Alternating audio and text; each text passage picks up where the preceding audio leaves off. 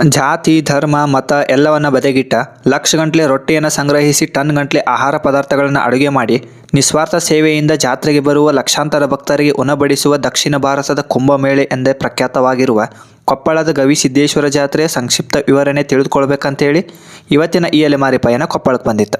ಕೊಪ್ಪಳ ಎಂಬುದು ಮಹಾಕವಿ ಕವಿರಾಜ ಮಾರ್ಗ ಅವರ ಕಾವ್ಯಕೃತಿಯಲ್ಲಿ ವಿದಿತಾ ಮಹಾಕೋಪನ ನಗರ ಎಂಬ ಅರ್ಥ.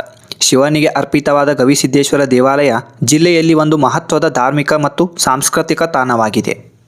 210ನೇ ವರ್ಷದ ಪ್ರಸಕ್ತ ರಥೋತ್ಸವಕ್ಕೆ ಅದ್ದೂರಿ ಚಾಲನೆ ನೀಡಲು ಮೇಘಾಲಯದ ರಾಜ್ಯಪಾಲರಾದಂತಹ CH ವಿಜಯಶಂಕರ್ ಅವರು ಬಸವಪಟ ಆರೋಹಣ ಮಾಡುವ ಮೂಲಕ ಚಾಲನೆ ನೀಡಿದರು. ಪಾದಗಟ್ಟೆಯನ್ನು ತಲುಪಿದ ಅಲಂಕೃತ ರಥ ಅಲ್ಲಿಂದ ಮರಳಿ ಮೂಲ ಸ್ಥಾನ ತಲುಪಿತು.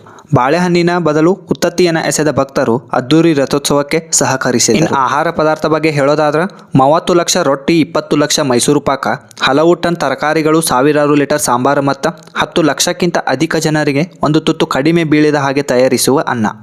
ಹಸಿದು ಬಂದವರಿಗೆ ಆಹಾರ ದಾಸೋಹ, ಮಿತಿ ಇಲ್ಲದ ರೀತಿ ನೋಡಿಕೊಳ್ಳುವ ಅಭಿನವ ಗವಿಸಿದ್ದೇಶ್ವರ ಸ್ವಾಮೀಜಿ ಅವರ ಸದ್ವಿಚಾರ ಮತ್ತು ಅವರ ಆಶೀರ್ವಚನೆಯ ಮೆಲಕನ್ನು ನೋಡುತ್ತಾ ಈ ಅದ್ದೂರಿ ರಥೋತ್ಸವವನ್ನು ಪ್ರತಿಯೊಬ್ಬರೂ ಕಣ್ತುಂಬಿ ಎಂಬ ಸಂದೇಶದೊಂದಿಗೆ ಪ್ರತಿಯೊಬ್ಬರಿಗೆ ತಲುಪಿಸಿ.